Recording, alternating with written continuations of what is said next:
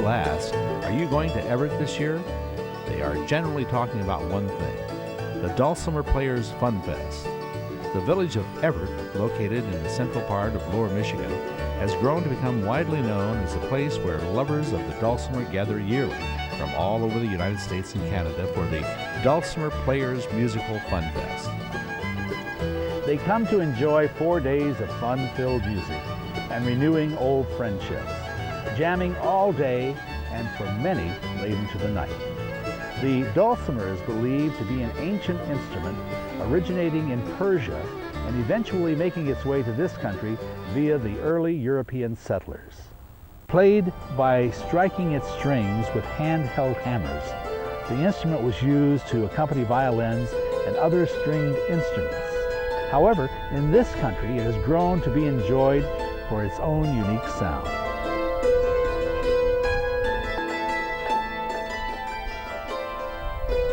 The musical festival is sponsored by the original Dulcimer Players Club, which is a group of musicians who are dedicated to preserving an awareness of the dulcimer, or to be more specific, the hammered dulcimer.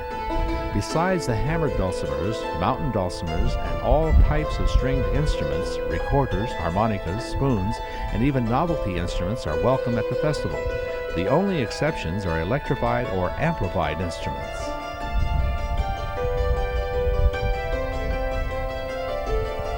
The musical skills vary widely from beginner to highly accomplished or even professional musicians.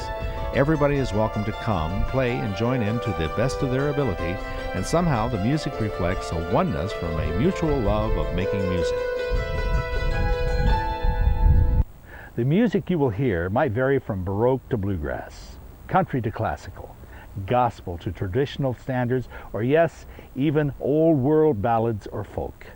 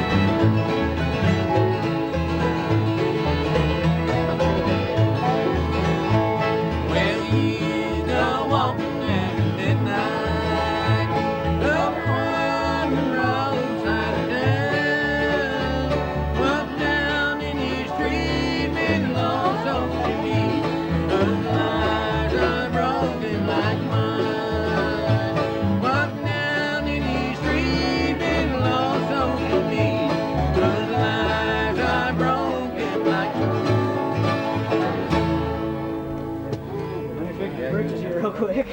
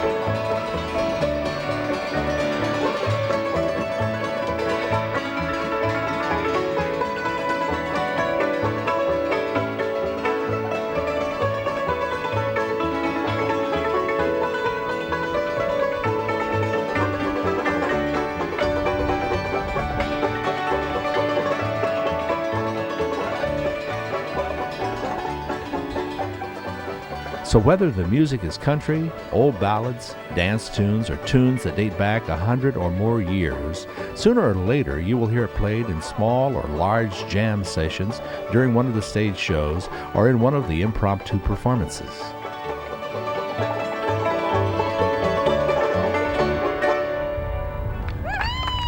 The FunFest is held every year during the third week of July.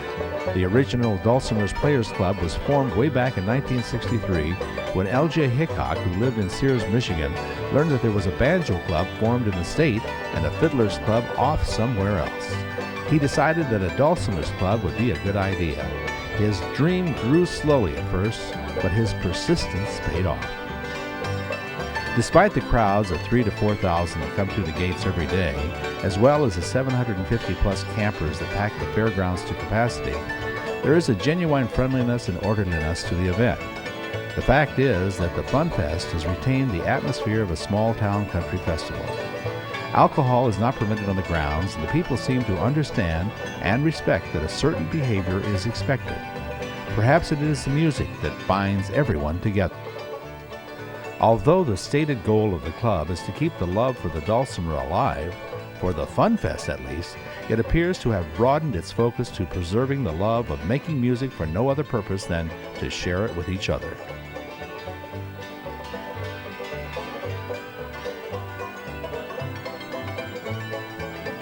The 4 days of the musical FunFest are packed with a lot of activity.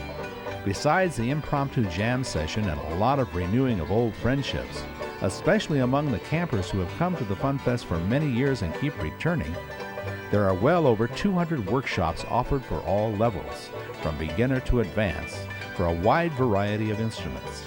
It can be overwhelming to those who experience it for the first time, but overall, one can sense the relaxed, happy atmosphere that seems to pervade the event. The formal workshops vary in level from beginner to advanced instruction. Every instrument that is recognized as part of the FunFest is included at one time or another. The workshops are the essence of what the FunFest is all about, sharing of the mutual love of music. All of the instructors volunteer their time and expertise. Truthfully, you couldn't buy the type of instruction offered because it is freely given from the heart, given to promote the understanding and love of the various instruments and the music played. That is something that you don't see very often. Workshops are offered from Thursday through Saturday, and this does not include the many one-on-one impromptu workshops that are conducted informally throughout the event.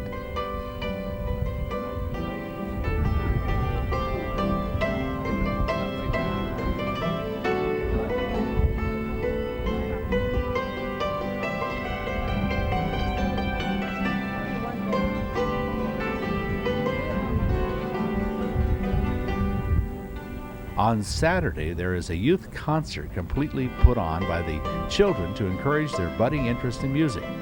The youth concert is the culmination of a youth program designed to interest the young ones so that they feel they are a part of the FunFest.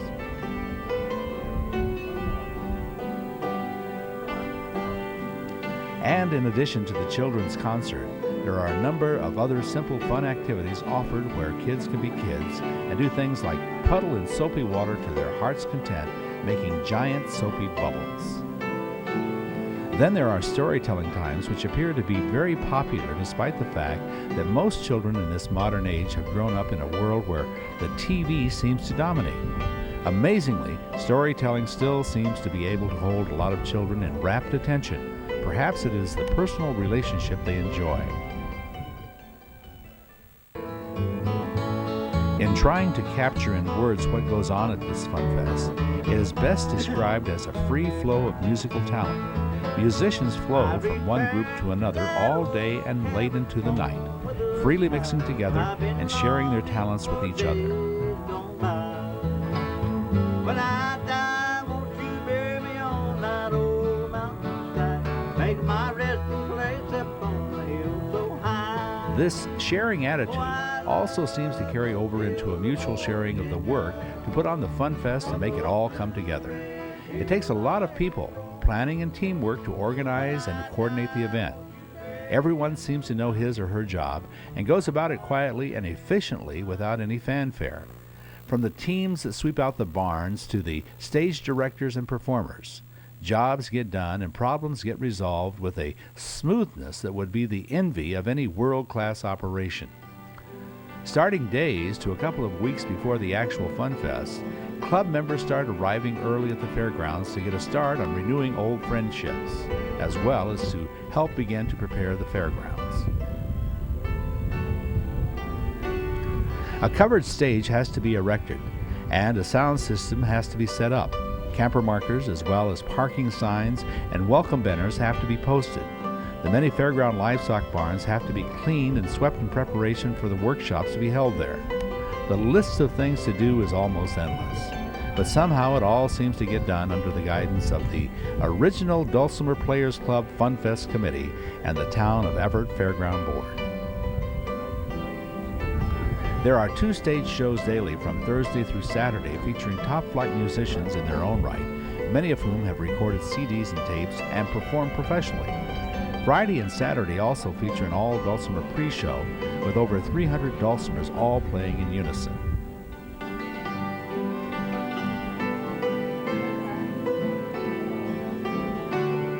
Since its inception in 1963, when there were less than 50 people making up the original Dulcimer Players Club, the organization has continued to grow.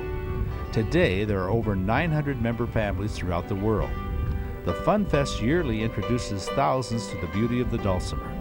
Typically, the attendance at the Funfest runs between 10 to 15,000 yearly, and although Evart is reportedly the largest of such festivals, there are many other similar festivals held throughout Michigan and the country.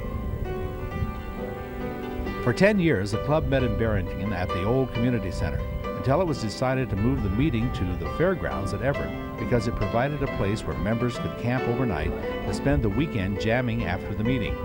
So on the last weekend of September in 1973, there were probably not a dozen overnight campers, but 233 people registered, 28 of them from Evart. It has been 30 years plus now since the first meeting at the old Barrington Community Center. The original Dulcimer Players Club has grown along with the yearly Funfest.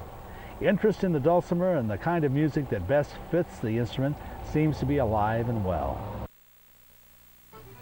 From the beginning, the workshops have continued to grow.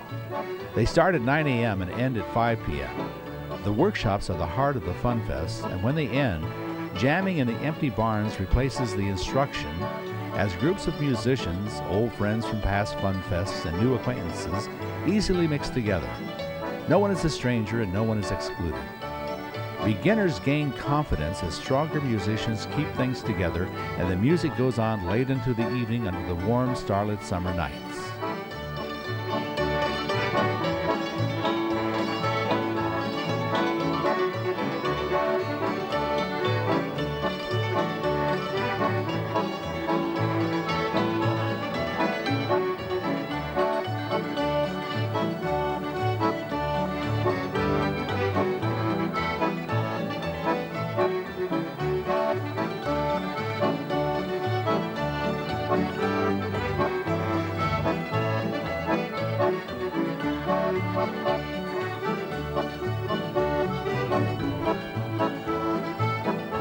The late Les Raber, considered by many musicians to represent the very essence of Michigan old-time fiddling, explained the etiquette of jamming as, "When you join a jam, no one should know you joined, and when you leave, you should be missed only by the absence of your contribution."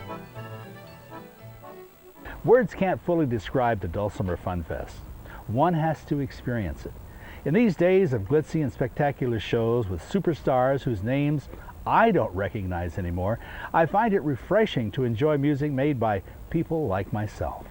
Simple, honest music, perhaps with a flaw here or there, but music offered purely for the joy of making music. The Funfest is more than old music.